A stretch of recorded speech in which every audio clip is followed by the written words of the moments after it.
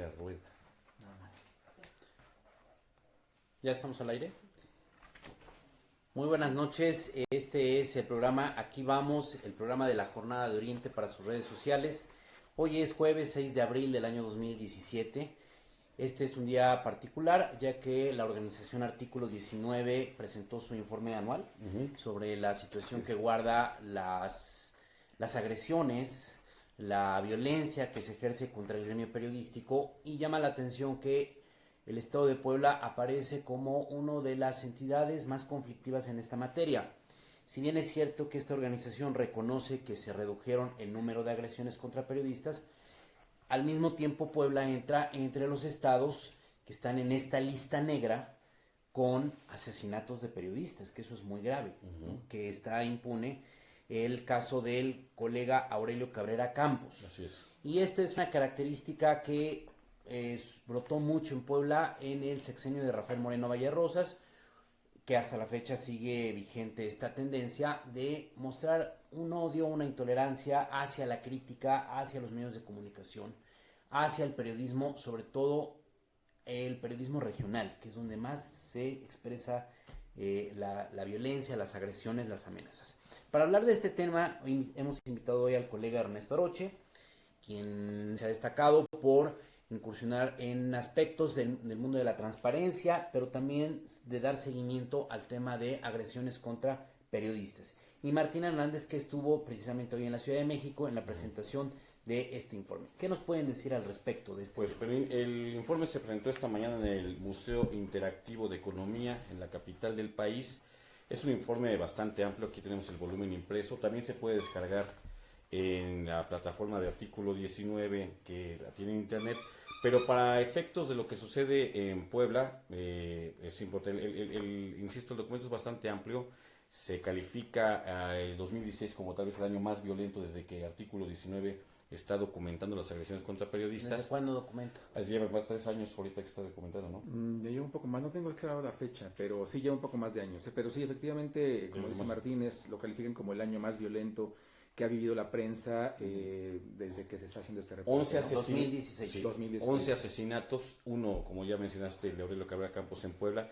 ¿Y qué dice? Bueno, para los efectos de Puebla, que si en 2015 se registraron o se lograron documentar 38 agresiones contra periodistas, para 2016 bajó a 28. Sin embargo, Puebla ocupa el cuarto lugar con mayor, digamos, entre las entidades donde más agresiones hay contra periodistas.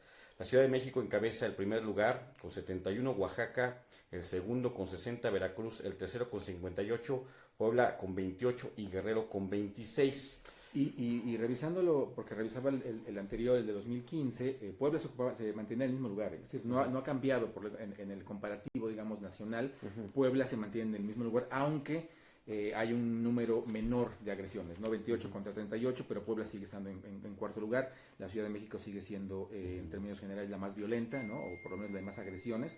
Bueno, ahí ha habido algunos movimientos. Oaxaca entró, que el año pasado no estaba Oaxaca, ¿no? Porque además me parece que el informe no solamente contabiliza o no solamente visibiliza las agresiones a la prensa, sino en general las agresiones a la libertad de expresión, ¿no? De hecho, hay un desglose que se hace por estado, que ese ya viene, digamos, de manera digital, y habla para Puebla de las siguientes cifras: 6 acosos y hostigamientos, 4 amenazas, 1 asesinato, 8 ataques físicos o materiales, que quiere decir que también pueden agredir, digamos, a los automóviles, el equipo de los colegas periodistas, 4 intimidaciones y 1 privación de la libertad.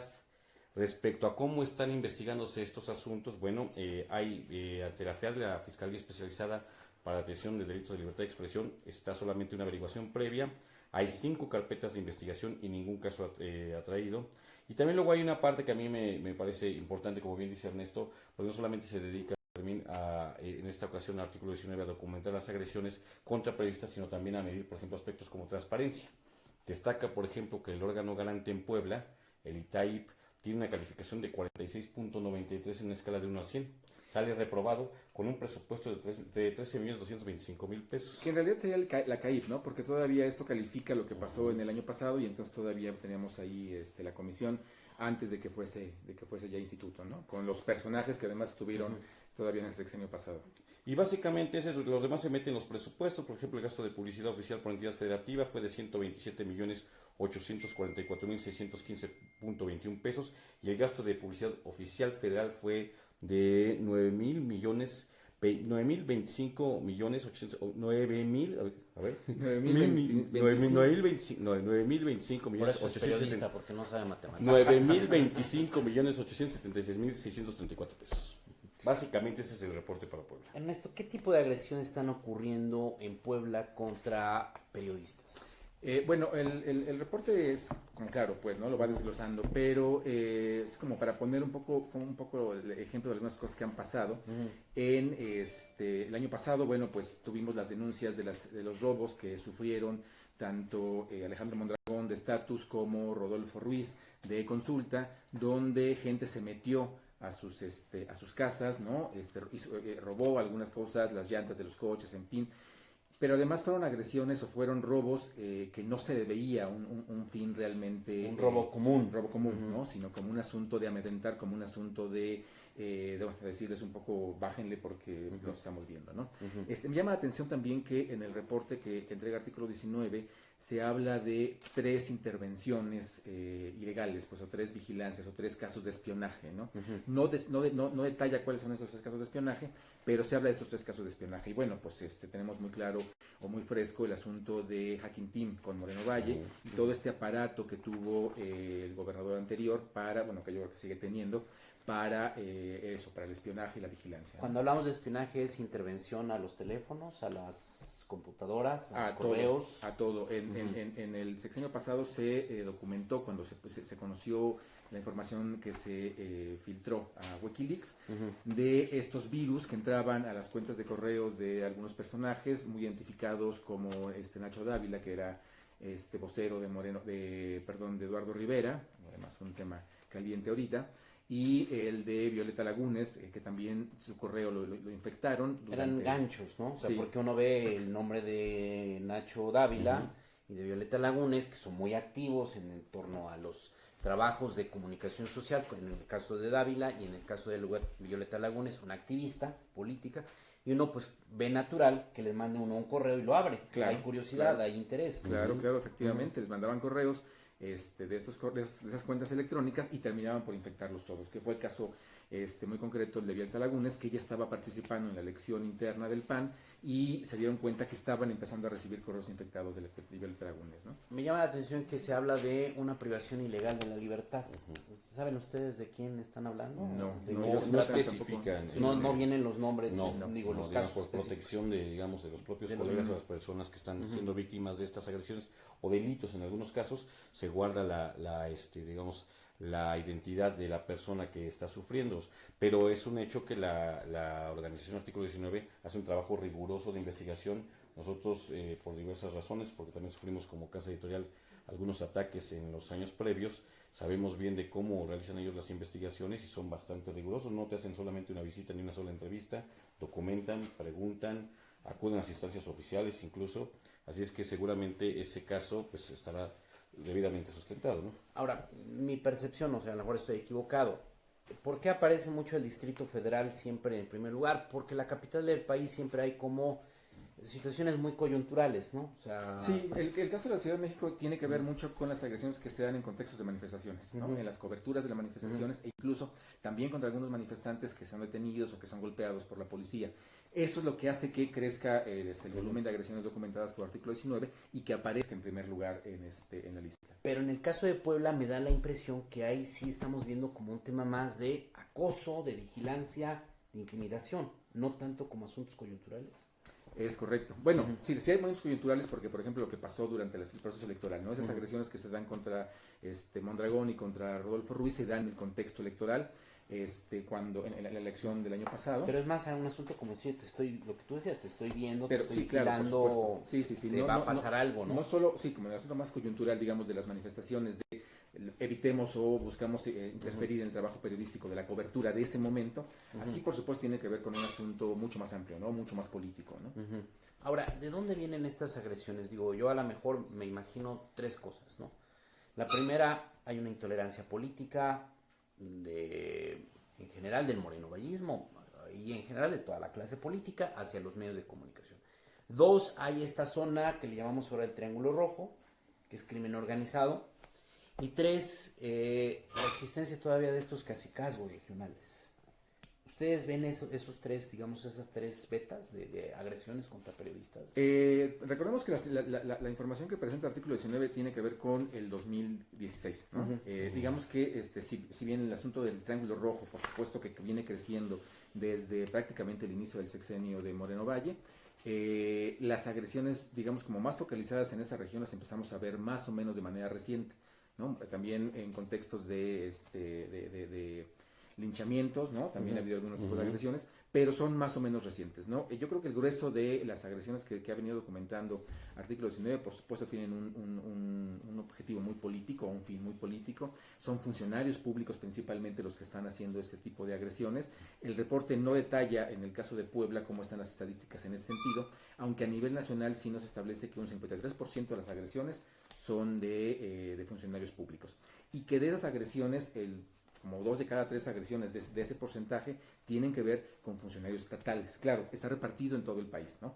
Pero sí son los funcionarios estatales los que tienen una mayor actividad, digamos, de agresividad contra los reporteros. Digo, hace años yo me acuerdo que esto ocurría básicamente en ayuntamientos, era como que hay un tema siempre difícil el hacer el periodismo regional, ¿no? Pero ahora me parece que las agresiones vienen de la cúpula de la clase política en Puebla, ¿no? Como que es donde ha crecido mucho la intolerancia hacia la crítica. Ahora, pues la mancha más oscura en este informe pues es sin duda el caso de Aurelio Cabrera Campos, no solamente porque ocurrió el asesinato, sino porque está impune este homicidio, ¿no? Desde septiembre, a mediados, un poquito antes del 15 de septiembre, el 13 de septiembre, si no mal recuerdo, fue cuando Aurelio Cabrera Campos fue asesinado en la región norte, en la región de Huauchinango, y desde ese momento hasta ahora permaneció impune su asesinato. Pero fue casi a una semana, a los pocos días, cuando la Fiscalía General del Estado dio a conocer el nombre del supuesto responsable de este asesinato, que es otro periodista, Juan Pedro Garrido Juárez. Lo que la Fiscalía llegó a decir en su momento es que había disputas de tipo personal y profesional entre ambos periodistas y que a raíz de estas disputas Juan Pedro Garrido habría asesinado a Aurelio Cabrera Campos. Lo cierto es que hasta este momento el presunto asesino, que supuestamente es otro periodista, no ha sido detenido y este crimen permanece en absoluta impunidad. Pero además es decir, hay como ya un guión muy estudiado por parte de los responsables de la Procuración de Justicia o de la atención judicial en el caso de los asesinatos de periodistas, y es siempre dejar de lado o ignorar la actividad periodística de los colegas y centrarse en problemas que tienen que ver con asuntos pasionales o con conflictos con vecinos, o en este caso conflictos intergremiales, sin detenerse a mirar el trabajo periodístico, ¿no? Y eso, bueno, finalmente termina por ser un elemento más, pues, que impide o que más bien abona hacia la impunidad, ¿no? Porque pues parece que los periodistas no nos matan por ser periodistas, ¿no? Justo la exrelatora de la Comisión Interamericana de Derechos Humanos, Catalina Botero, que digamos estuvo como invitada especial y cerró prácticamente el evento, hacía énfasis en esto que está diciéndonos en este momento Ernesto, que lo que se les hace, digamos, todavía más grave, además de la impunidad que hay sobre los crímenes, además de las agresiones que hay contra los periodistas,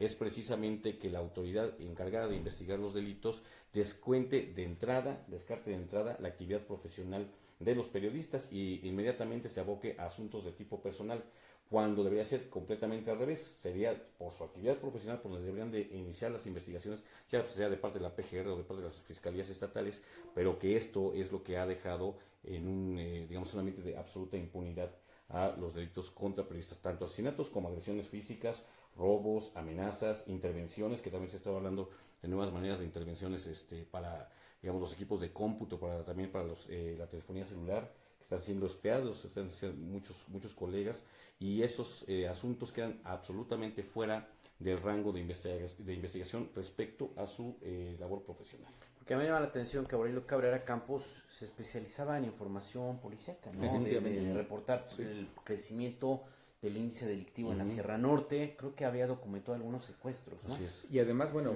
que la Sierra Norte tiene mucha injerencia, o más bien mucha, entra mucho el tema del crimen organizado, ¿no? Por la cercanía con Veracruz, con la cercanía con Poza Rica. Bueno, pues acaban de balear a un compañero en Poza Rica. Es decir, es una zona muy conflictiva y muy relacionada con los grupos del crimen organizado. Y efectivamente, el colega Aurelio estaba muy especializado en el tema. Y que la familia de Juan Pedro Garrido Juárez, el presunto asesino, el asesino según la Fiscalía General del Estado, porque eso no ha sido probado aún, pues argumenta que Aurelio Cabrera Campos y el propio Juan Pedro Garrido tenían ya algunos problemas porque estaban reportando, digamos, sobre todo Juan Pedro Garrido, que está señalado como presunto responsable, desde su medio estaba reportando los actos de corrupción que estaban cometiendo agentes de la Policía Ministerial en esa zona.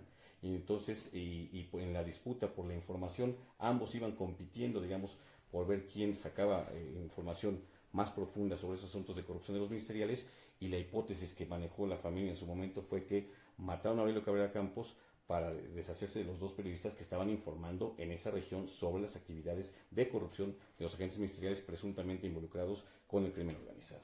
No, además la actitud de la Fiscalía fue como en un primer momento frenar como la posibilidad de que el crimen se relacionara con la actividad periodística de estos dos colegas, ¿no? Esa fue como que la única intención, y después de eso, como que el tema se ha olvidado, se ha quedado ahí rezagado, porque además siempre ocurre lo mismo. Si meses más adelante detienen a alguien, pues ya el tema está contaminado, el caso ya no es lo mismo.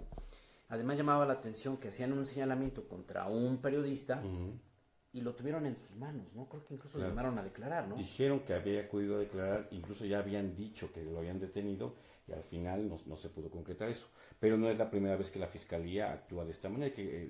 Bueno, cuando era Procuraduría en tiempo de Moreno Valle, hay que recordar lo que pasó con el exrector Samuel Malpica Uribe, que también se hizo un señalamiento, digamos, tratando de vincular el asesinato al entonces exrector y candidato del PRI a la presidencia municipal, Enrique Agüera Ibáñez, en un boletín muy similar a lo que pasó con Aurelio Cabrera, y a la mera hora y al final ya no se supo nada, no se dijo nada, se dejaron ahí nada más los nombres y las suposiciones para la opinión pública, y parece que hay siempre una actuación de tipo político o de tipo de conveniencia para la Fiscalía según los intereses que vaya persiguiendo en ese momento, ¿no? Sí, siempre, además con mucha rapidez, porque el caso de Malpica, si no estoy mal, creo que eran 2 horas después del homicidio. Bueno, en este caso fueron 2 días, recuerdo que ya estaban diciendo quién era el presunto responsable de la muerte, ¿no? Bueno, ahora, Ernesto, ¿han cambiado la situación de 2016 a lo que estamos viendo en 2017 en Puebla? ¿O sigue habiendo un panorama? No, me parece que, es decir, bueno, a ver, en general hay un clima, digo, más allá del contexto político de Puebla, donde tenemos este cambio de administración, en general el clima que está viviendo la prensa está deteriorándose cada vez más, ¿no? En marzo pasado tuvimos 3 asesinatos de colegas, tuvimos 2 atentados con armas de fuego contra otros 2 colegas, es decir, en realidad podríamos haber estado contando 5 asesinatos en marzo. Y en el caso Puebla, bueno, pues hace unos días supimos del caso de Gerardo Ruiz, que recibió un correo electrónico con una presunta filtración de información donde se le decía que a él lo estaban investigando, ¿no? Donde se puso información datos muy sensibles, de ¿no? del papá, de la mamá, de la familia, de Gerardo, teléfonos, direcciones, sus movimientos, en fin, es decir, esto me parece que no ha cambiado, pues, en general el clima de animadversión política contra los reporteros y reporteras. Pues un panorama muy triste, una condición lamentable y sobre todo un desinterés de las autoridades, porque no se ve que haya ningún esfuerzo para intentar frenar esta violencia, para investigar las agresiones, para tener instancias específicas y confiables para poder investigar cuándo se dan agresiones o atentados contra la vida de periodistas. Y desgraciadamente seguimos viendo, digo, este crecimiento, pues, o el aumento de la problemática de agresiones contra reporteros, porque ya parece que no solamente son los políticos contra los que tenemos que empezar a cuidarnos, sino ahora también ya tiene que ver aquí el crimen organizado, ya mucho más organizado en el Triángulo Rojo, ¿no? También hace unas semanas se supo de una serie de amenazas contra colegas en la región, en fin, es decir, la cosa todavía, es decir, si ya teníamos problemas con los políticos, ahora agreguémosle el asunto del crimen organizado para hacer esto un caldo todavía mucho más o lo amargo, que se ¿no? presume en otras regiones, que ojalá no llegue a pasar en Puebla, pero que no es difícil de que suceda, dado que el crimen organizado en su modalidad de robo de hidrocarburos campea en una región y que es la asociación de políticos, de autoridades civiles con narcotraficantes para, digamos, acallar a periodistas, para acallar a defensores de derechos humanos, para mantener las cosas en silencio, y eso casi siempre deriva en asesinatos, un poco lo que se ha manejado, la hipótesis que se ha manejado en el caso de Miroslava Brecht en Chihuahua, ¿no? Que lo ha hecho correr. Bueno, pues sí, a lo mejor todavía no estamos viendo que esto resulte en agresiones hacia los periodistas, pero por supuesto que el crimen organizado ya está muy entreverado con el poder político en toda la región del llamado Huachicol, Sí, ¿no? ¿no? Así, Con los ayuntamientos, ¿no? hay detención de Regidores. policías, detención de políticos, en fin.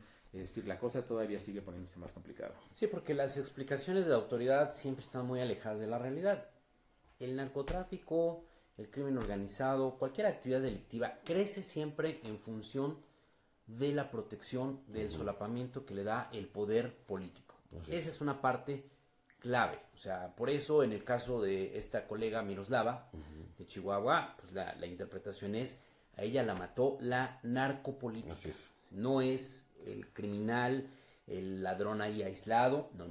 Es toda una estructura que va desde autoridades que se han coludido con el crimen organizado, que se benefician económicamente de la actividad delictiva, que no investigan o que no tienen la capacidad de atender los problemas de inseguridad, y las estructuras del crimen organizado que aprenden que su fortaleza está en la medida en que se acerquen al poder político. Claro. ¿No? Que esa es la ecuación terrible que estamos viviendo en este país. Pues le damos las gracias a Ernesto Aroche Gracias, Fermín, gracias, Martín. por haber venido aquí al estudio, a la redacción de la Jornada de Oriente, y que estemos sobre todo atentos a este tema, y cada vez que sea necesario, pues utilicemos estos micrófonos para denunciar la violencia política, la violencia social, la violencia criminal contra el gremio periodístico. Gracias, Fermín. Muchas Gracias, gracias, Ernesto. Ahora Martín nos va a comentar las principales noticias de este día. Bueno, pues para mañana las principales noticias siguen en torno a la venganza política que hay contra el exalcalde de Puebla, Eduardo Rivera Pérez. Hoy, Fermín, hemos elegido como nuestra principal noticia precisamente las declaraciones del exalcalde, que salió arropado por varios líderes políticos del PAN, del PRI, del PRD, para señalar lo que ya se ha venido presumiendo desde que se conoció su sanción de 12 años por inhabilitación. Que él dice, le dio la orden Rafael Moreno Valle Rosas, el exgobernador de Puebla, directamente a diputados del Congreso local para que lo sancionaran en función de dejarlo fuera de cualquier posibilidad de contender por la candidatura del PAN a la gubernatura el año que viene, Fermín. Aquí en este tema hay muchas aristas que es necesario analizar. Una primera es que se pone en evidencia que Rafael Moreno Valle Rosas sigue mandando sobre la clase política local. Se terminó su sexenio, pero no se acabó su poder. Él sigue siendo quien controla a los diputados locales, controla al auditor superior del Estado, a David Villanueva Lomelí, que es un personaje que ya perdió toda credibilidad. No, pero es un personaje actuó que como golpeador, ¿no? oscuro, que sí, que tiene ahí un garrote político para los enemigos de Rafael Moreno Valle Rosas. Una segunda arista que es importante analizar es el comportamiento de las fuerzas políticas. Resulta ahora que se vuelve a poner en evidencia que el PAN está dividido. Hay un panismo tradicional, un panismo militante que está siendo agraviado, está siendo agredido por estos procedimientos contra Eduardo Rivera, y que poco a poco se ha venido ya desinhibiendo, quitándose el miedo que antes los atrapaba, para entender que tienen que confrontar a Rafael Moreno Valle Rosas. Y por el otro lado hay un neopanismo, que son los morenovallistas que llegaron a incorporarse al PAN. Pero llama la atención sobre todo el papel del Partido Revolucionario Institucional, así es. que es un partido palero, un partido que está totalmente controlado por Rafael Moreno Valle Rosas, porque se está poniendo en evidencia que hubo una negociación entre Jorge Aguilar Chedraui, el líder del Congreso, que es el principal neopanista, principal morenovallista dentro del Congreso local, que habría llegado a un acuerdo con la fracción del PRI para negociar cuentas públicas, es decir, para que se aprueben las cuentas públicas de un número importante de presidentes municipales del PRI y exediles del PRI, a cambio de que los priistas se sumen en contra de la sanción de Eduardo Rivera Pérez.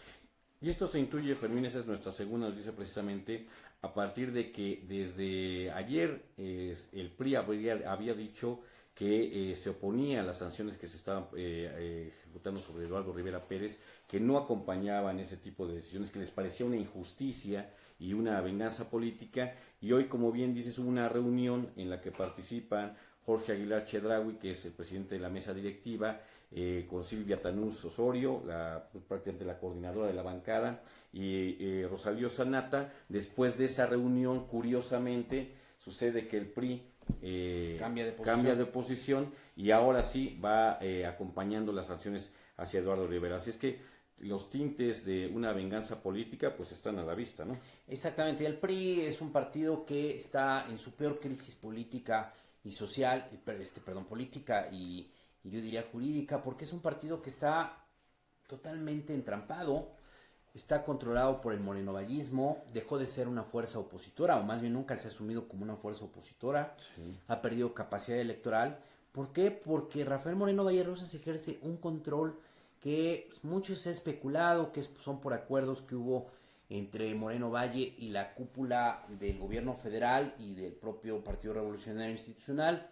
Otros dicen que porque Rafael Moreno Valle Rosas fue tuvo una capacidad de policía política y que desde que él era senador se puso a investigar a los priistas y que a los principales líderes priistas los tiene atrapados, los tiene controlados con expedientes de su pasado oscuro.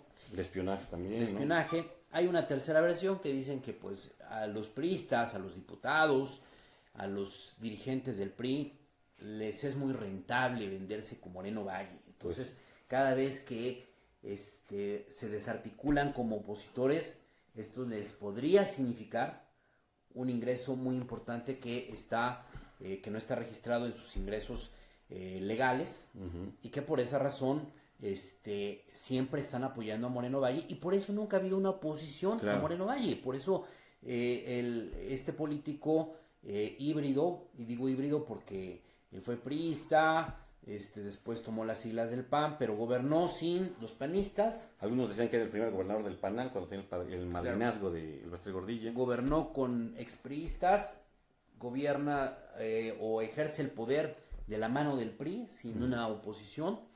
Entonces no es ni de uno ni de otra fuerza política en términos orgánicos. Y el PRI pues siempre ha jugado este penoso papel de permitir estos abusos del morenovallismo y por eso no hay contrapesos, no hay oposición.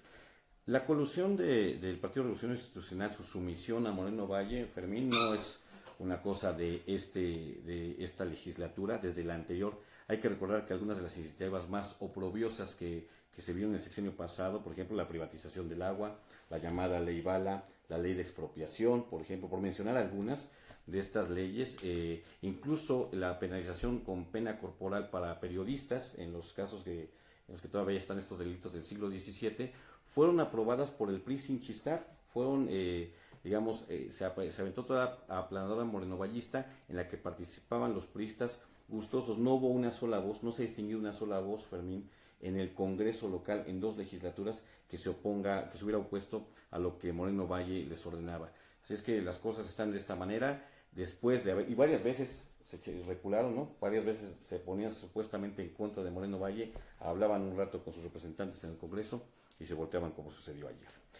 La tercera noticia que tenemos para ustedes mañana es la declaración de Juan Carlos Espina von Roerich.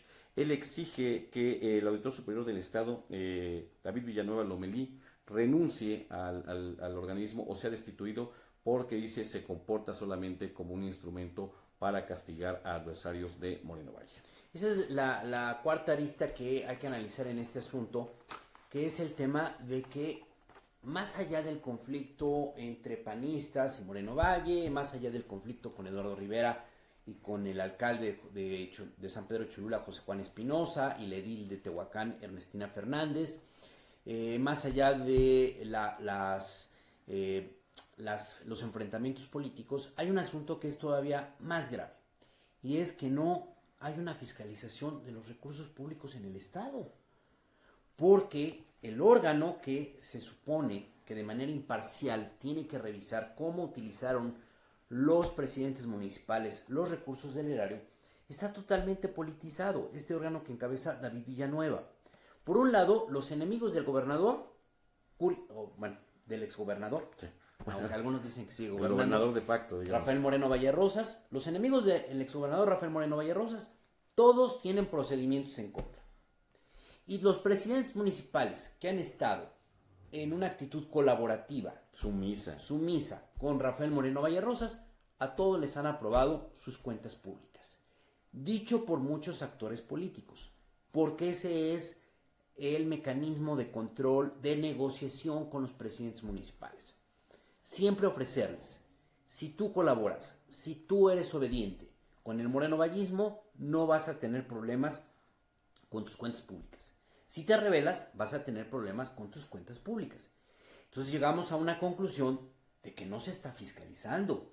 Se están decidiendo las aprobaciones o las reprobaciones de las cuentas públicas en función de las relaciones políticas.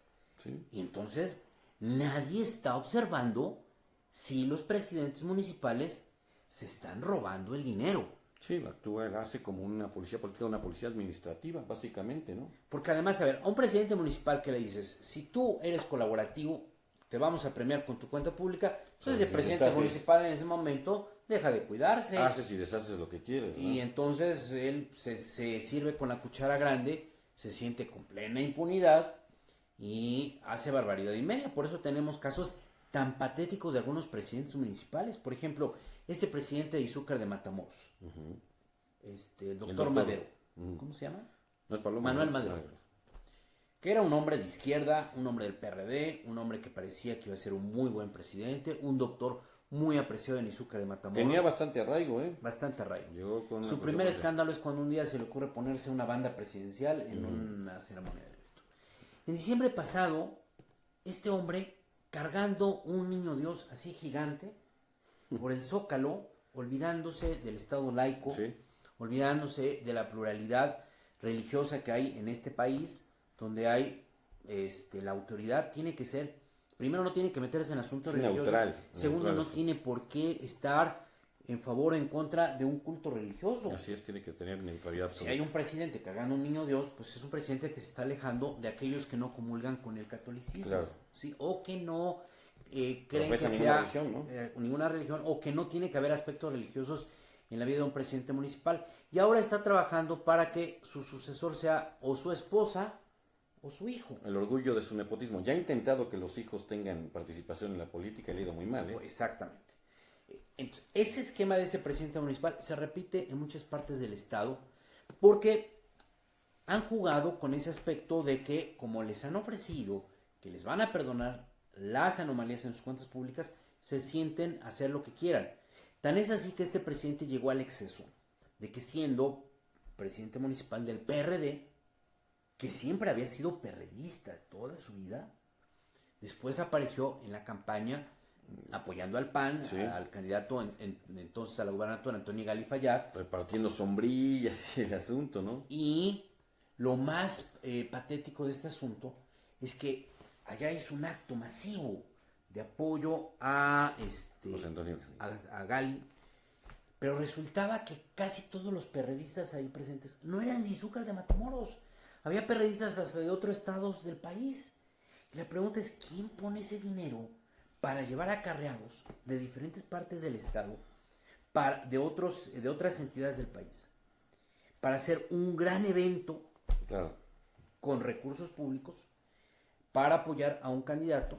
Y bueno, pues se cometen estos excesos porque si no te van a fiscalizar, mueves el dinero como se te hinche, ¿no? Entonces es lo que estamos viendo con los presidentes municipales en diferentes regiones del estado. Los que son morenovallistas, porque los que son adversarios, los que se defienden, el caso de la presidenta municipal de Tehuacán, por ejemplo, del presidente municipal de San Pedro Cholula, y el caso del propio Rivera Pérez, que ahorita está, digamos, ahí en el pebetero, ¿no? Claro, que ese es el tema de la siguiente nota, que es José Juan Espinosa, el presidente de San Pedro Cholula, diciendo: yo estoy seguro de que me van a hacer lo mismo que Eduardo Rivera. Ahora, aquí puede haber una discusión. Por ejemplo, hoy pusieron en el Congreso, uniformaron a todos los diputados. Curiosamente, Todos salieron a hablar del tema. Llegan al grado extremo de que en un solo boletín ponen a los del PANAL y a los de otro partido, estos partidos insignificantes, Compromiso por Puebla, O el PCI. pues ya ni no siquiera sé. tienen el cuidado de que cada uno representa una fuerza política diferente. Oiga, No, se van no pueden hacer ni intercambiando. siquiera dos boletines. Es una orgía política. Y luego ponen a este político que antes parecía que iba a ser muy crítico, ahora se ha vuelto un paralelo del morenovallismo, que es ¿Cuál de todos? José Ángel Pérez García, que es dirigente de Movimiento Ciudadano, ahora es diputado local. Todos a decir que ya revisaron el procedimiento contra Rivera y es lo que procede. A ver, la discusión es, no se está discutiendo que si se descubren anomalías contra un presidente municipal, se procede en su contra. Eso es lo que hemos demandado los mexicanos Claro. en los últimos 30, 40 años. Claro. Que se combata la corrupción, que no importa quién sea. Lo grave de este asunto es que no son convincentes los procedimientos. Claro. Porque se cometen toda una serie de absurdos. Ya los hemos comentado en estos micrófonos. Como por ejemplo, que a Rivera le fincan responsabilidades por un periodo en el que ya terminó su responsabilidad. Así es. A José Juan Espinosa le fincan responsabilidades por un monto superior al dinero que recibió. Así es. A la presidenta municipal de Tehuacán, igual un montón de errores en el procedimiento para destituirla, porque ella oficialmente está destituida por el Congreso, no se ha ido del cargo porque está amparada, Así es. porque precisamente sus abogados detectaron muchos errores de procedimiento Irregularidades. que no está sustentado. Y entonces eso es lo grave, que no hay un combate real a la corrupción. No, en este asunto de la fiscalización y la administración, Fermín, se ve inmediatamente la mano del morenovallismo. Es por eso que se presume, se habla con tanta fuerza de esta venganza todavía del exgobernador, porque el modus operandi del Congreso es similar al que utiliza la Fiscalía General del Estado para el caso de la persecución de disidentes, de líderes sociales, de líderes magisteriales o de gente que simplemente se pone a defender sus derechos, a los cuales se les fincaron cargos inventando delitos, Fermín, y fueron a dar a la cárcel o están bajo proceso o están con órdenes de aprehensión o son perseguidos, pero ese es el modus operandi a nivel para los líderes sociales, para los opositores, ciudadanos. Entonces la Fiscalía General fabrica delitos y parece que con la Auditoría Superior del Estado sucede lo mismo. Ellos les fincan ahí responsabilidades que no aparecen de ninguna manera después de un proceso, pero que sí te meten en algún momento en un lío grave, en este caso para Eduardo Rivera, porque es posible que el proceso judicial que él entable para defenderse, pues tarde bastante tiempo y entonces sí pierda la posibilidad de ser el candidato de Acción Nacional, que parece que todo va enfocado a eso, ¿no? Impedirle esa participación política a la que tiene derecho. Y otra arista, la quinta. La mentira se ha vuelto ya el pan de todos los días. Es el instrumento, es la tendencia. Si observamos todos los casos polémicos que han ocurrido, en todos siempre hay mentiras. A ver, hace un par de semanas había la versión de que ya estaba listo el procedimiento contra Eduardo Rivera, tal como se aprobó, que venían 12 años de inhabilitación y una multa millonaria. Y salió el diputado Rosalío Sanata Vidaurri del PRI, de la comisión encargada de votar los dictámenes de la Auditoría Superior del Estado, a decir que era mentira, que no existía ese proyecto, que no había tal propuesta de sanción, y al final se acaba aprobando. Hace 2 noches, un mega operativo contra Ana Teresa Aranda, que incluyó bloquear los accesos del periférico. Mandaron un grupo numeroso de policías ministeriales para intentar detenerla. Y sale la fiscalía a decir, pero no hay orden de aprehensión. Entonces, ¿qué hacen esos policías en la casa? Parece que iban por el Mayo Zambada para presentarlo. Digo, si a lo mejor alguien dice, anoche había unas personas sospechosas afuera de mi casa, y me puse nervioso y denuncio algún acto de intimidación, pues alguien puede decir, a lo mejor estás mintiendo pues porque no tienes testigos, porque solo tú lo viste, porque a lo mejor viste ahí a 2 personas con caras de malosos, pero no eran policías. Pero en el caso de Ana Teresa, muchos vecinos, empezando por todos los vecinos del conjunto residencial donde vive Ana Teresa, vieron la movilización policíaca. Claro. No estamos hablando de algo que a alguien se le ocurrió o alguien inventó. La gente reportó que no había paso en los accesos del periférico. ¿Por qué? Pues porque estaba este bloqueo de la policía. Contra Simitrio, no hay delito que perseguir, no han presentado cargos y está en la cárcel. En hora de prisión domiciliaria, pero finalmente Contra Francisco terminado. Castillo Montemayor Lo no se le mismo. inició nunca un procedimiento administrativo Y al final del sexenio le avientan toda la y máquina. lo meten a la cárcel por acusándolo de faltas administrativas. Claro. Es decir, siempre hay la mentira. Y aquí hay un asunto que a mí me preocupa mucho y que de una vez lo decimos para adelantarnos a lo que va a pasar, Martín. Empezamos hablando hoy del tema de las agresiones a periodistas. El año pasado, a Así es. finales del año pasado, a varios colegas nos llegó información de fuentes confiables cercanas al Poder Ejecutivo que decían que se está preparando o se estaba preparando una lista de delitos, de acusaciones contra Periodista. entre 10, 12, 15 periodistas incómodos para Rafael Moreno Vallerrosas. Y que en esta estrategia iban a aparecer ciudadanos particulares hablando de diferentes agravios para que no se viera la mano del gobierno del estado. Pero ¿dónde iba a estar la mano del gobierno? En que la fiscalía iba a dejar pasar esos asuntos y les iba a dar celeridad para que procedan. Porque ustedes saben que aquí en México la justicia es lenta, corrupta e ineficiente. Claro. Si uno es ciudadano común y corriente, sufre un delito, va a la Procuraduría y nunca le van a hacer La prueba son caso. los feminicidios. ¿Sí? Y cuando hay interés político, las cosas se aceleran, se hacen rapidísimo. Entonces había esta versión, nos unimos un grupo de periodistas, hicimos una denuncia, hicimos un acto público en la Universidad Iberoamericana, vinieron representantes de algunas organizaciones. El artículo 19, la entre ellas Casa del artículo Periodista, 19, y la MEDI, y ahí dijimos y denunciamos. Aparecieron voces diciendo que desde que éramos protagonistas, que éramos mentirosos, que estábamos exagerando, que queríamos llamar la atención, que somos los odiadores profesionales de Rafael Moreno Vallerrosas. que hasta lo envidiamos. Claro. Yo voy a decir una cosa, pues si vemos esto, Claro. no, bueno. Siempre dicen que no va a pasar, que no hay orden de aprehensión con Ana Teresa y mandan un operativo a su casa, que no va a haber inhabilitación contra Eduardo Rivera y ya lo inhabilitaron, bueno, en comisiones del Congreso, que no había ningún proceso legal contra Simitrio, porque Simitrio había investigado antes de que lo detuvieron, lo acabaron detuviendo. Francisco Castillo Montemayor vivía una vida tranquila, él sentía que no tenía ningún problema, ninguna complicación, porque ni siquiera le habían observado en su momento su ejercicio ahora lo acusan de peculado. en el gobierno, ya se había vencido el plazo para que lo pudieran emplazar y lo acabaron metiendo a la cárcel.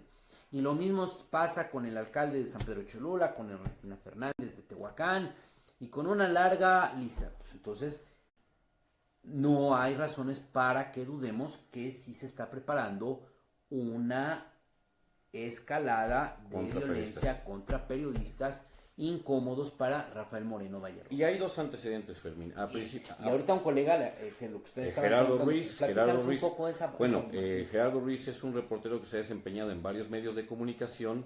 Él ha cubierto sobre todo y principalmente la fuente política, Fermín.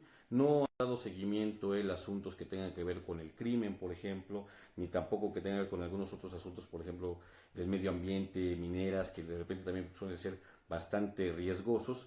Se ha dedicado a dar cobertura política y resulta que se conoce la semana, pues a principios de esta semana, entre finales de la semana pasada y esta semana, que circula entre reporteros de la fuente policíaca, de la fuente de seguridad pública, el expediente de Gerardo Ruiz de una manera detallada, como nosotros decimos en el argot policial, en el argot periodístico, un expediente policíaco, donde se habla de lo que hace o deja de hacer, a qué hora se mueve, cuáles son las placas de su auto, nombres y teléfonos de sus papás, de sus familiares, a qué hora se duerme, a qué hora se levanta.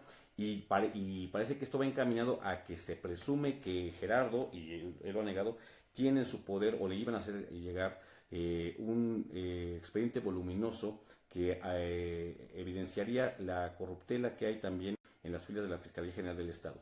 A partir de ese momento empieza también una andanada contra él en las redes sociales Ya Gerardo Ruiz ha acudido a la FEAD, la Fiscalía Especializada en Atención para los Delitos contra la Libertad de Expresión. Ya también Artículo 19 hizo un pronunciamiento ayer señalando a la Secretaría de Seguridad Pública como responsable de este acoso. Eso ya está puesto en un boletín y bueno, ese es el asunto que se está viviendo en este momento. Pero respecto a las posibilidades, a los riesgos que hay de que colegas o nosotros podamos sufrir algún tipo de represión, pues ya lo hay.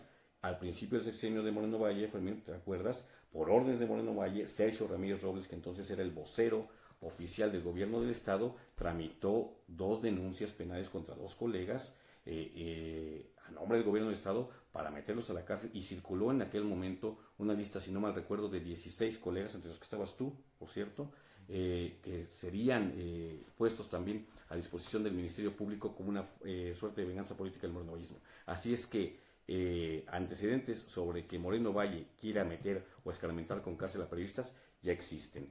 Y no hay que olvidar que hay una ley todavía vigente, una ley que penaliza delitos que ya son considerados del siglo XVII, la difamación, la calumnia, por ejemplo, y que establece, dice Moreno Valle, que ya no iba a haber cárcel a los periodistas. No, ya no iba a haber cárcel inmediata, porque primero te despojan de todo tu patrimonio y después te meten a la cárcel. Esa ley sigue vigente en Puebla. Sí, que fue convertir los llamados delitos de prensa, pasarlos del ámbito penal al ámbito civil. Cuando estaban en el ámbito penal, pues muchas veces si tú, por ejemplo, estabas inconforme con alguna información, con alguna opinión, tú tenías derecho a pedir una rectificación, digo, y eso es algo válido que debe de existir en una sociedad democrática, el derecho de réplica. Pues, un periodista se puede equivocar, o puede difamar, o puede actuar de mala fe. O actuar de mala fe. Y entonces el lector, el agraviado, tiene derecho a pedir una rectificación. Al final el periodismo también es debate, también es discusión pública.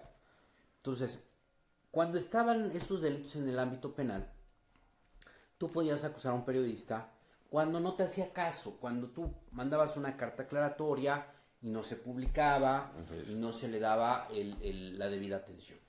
Y ya solamente en casos verdaderamente extremos se llegaba al asunto de meter a la cárcel a un periodista. Yo recuerdo pocos casos. Así es. Recuerdo un caso de un colega, ya hace muchos años, donde más bien parecía ahí un abuso de autoridad de unos policías ministeriales. Se había metido ahí con un líder social, que estaba vinculado a un funcionario del Ayuntamiento de Puebla, etcétera, etcétera. Pero era un caso como de excepción. En general, como que no había esta tendencia. Cuando llega Moreno Valle, utiliza una falsa bandera de decir, ahora ya no vamos a meter a la cárcel a los periodistas, ya vamos a quitar esa posibilidad, porque ahora pasamos los llamados delitos de prensa, de la parte penal, pasamos a lo civil. Pero eso sí es grave, porque ahora entonces, cuando alguien se siente agraviado por un periodista, le va a exigir pago económico. Claro. Y no hay criterios para que se puedan establecer sanciones que puedan ser realmente cubiertas por los periodistas de acuerdo a sus ingresos económicos, a sus bienes. Entonces, a un periodista hoy le pueden poner una sanción estratosférica que lo lleven a que pierde sus bienes personales, a que pierda su ingreso económico de 1, 2, 3 años, o que no pueda cubrir las sanciones económicas. Y entonces es cuando ya te llevan a la cárcel. O sea, primero te despojan de todo, despojan a tu familia de tu patrimonio y después te meten a la cárcel. Así que salió peor el remedio que fue de las primeras cosas que hizo Moreno Valle, donde, como tú lo dices correctamente, donde se vio de paleros al PRI. Claro. Hubo en aquella ocasión un grupo de colegas que nos reunimos cerca del Congreso para discutir este tema, y de ahí decidimos ir al Congreso del Estado a pedir una explicación. Y recuerdo que nos atendieron en el auditorio Miguel Hidalgo del Congreso, un grupo de diputados. Los diputados del PAN, me acuerdo que se les notaba todavía su novatez, porque estaban hasta como espantados de la protesta que estábamos haciendo ahí un grupo de periodistas. Había por ahí alguien del PRD, como que también no hablaba, como que no sabía qué decir. La definición de las cosas vino de un diputado del PRI, José Luis Márquez Martínez, actual líder de la CNOP. Exmarinista. Él fue el que agarró y dijo, pues sí, protesten lo que quieran, pero la reforma la vamos a aprobar mañana y ya no hay tiempo de hacer nada. Así es. Yo me acuerdo que yo particularmente pedí la palabra y yo les decía, a ver, no les estamos pidiendo que no se legisle sobre la materia. Lo que estamos pidiendo es les estamos preguntando por qué la prisa, por qué ya tiene que ser en lo inmediato, por qué no lo posponemos para el siguiente periodo ordinario de sesiones, por qué no generamos una discusión pública con especialistas en la materia o entre periodistas y diputados. Denos la oportunidad de consultar, de hablar, de dar nuestra opinión o de la opinión del ámbito académico. Y ustedes están en su derecho de legislar. Rafael Moreno Valle Rosa está en su derecho de mandar una iniciativa en la materia. Así es. No estamos diciendo que no se pueda. Lo que sí estamos objetando es que se haga en estos plazos, con esta prontitud. Express, ¿no? Y fue José Luis Márquez el que dijo, no se puede porque esto ya se aprueba mañana. Era el más morenovallista de todos los periodistas. Háganle como quieran, pero se aprueba mañana. Y yo recuerdo que hubo diputados del PAN que se voltearon a verlo con sorpresa porque ni siquiera ellos sabían que efectivamente al otro día estaba ya agendado. Y ahí es donde se vio el entreguismo del PRI. Había un diputado, Enrique Doher Guerrero, actual delegado del Seguro Social, que se reunió con este servidor, con otros periodistas, y que dijo que no, él iba a estar en contra, y que se iba a oponer, y que era un defensor de la libertad de expresión. En la sesión del Congreso donde se aprobó, subió a tribuna, se moría de nervios, casi se orinaba ahí en la tribuna, hizo un galimatías porque nadie nunca entendió qué decían. Decía que estaba a favor y en contra y que para la siguiente vez se tenía que discutir, pero en esta ocasión ya se tenía que aprobar y todo porque al final fue a votar a favor. Así es. Y además otra prueba más por si faltaran de que Moreno Valle fue intolerante a la crítica y que movió bastantes cosas para someter a medios y periodistas que resultaron incómodos fue pues la asfixia financiera que por todas partes practicó para muchos medios, bueno, para varios medios, incluida esta casa editorial, es decir, retirar los fondos que son públicos, que son de los ciudadanos, que son pagados con los impuestos para castigar a los medios de comunicación que les resultaban incómodos. Eso sucedió todo el sexenio, hubo denuncias sobre eso, hubo observación de organismos como Artículo 19 y reportaron también ese asunto, así es que no hay duda de que Moreno Valle, si tiene a alguien en la mira, además de adversarios políticos, enseguida es a los periodistas que resultan incómodos. Bueno, pues dejamos un poco ya este tema y todavía podemos decir ahí todavía Moreno Valle para rato.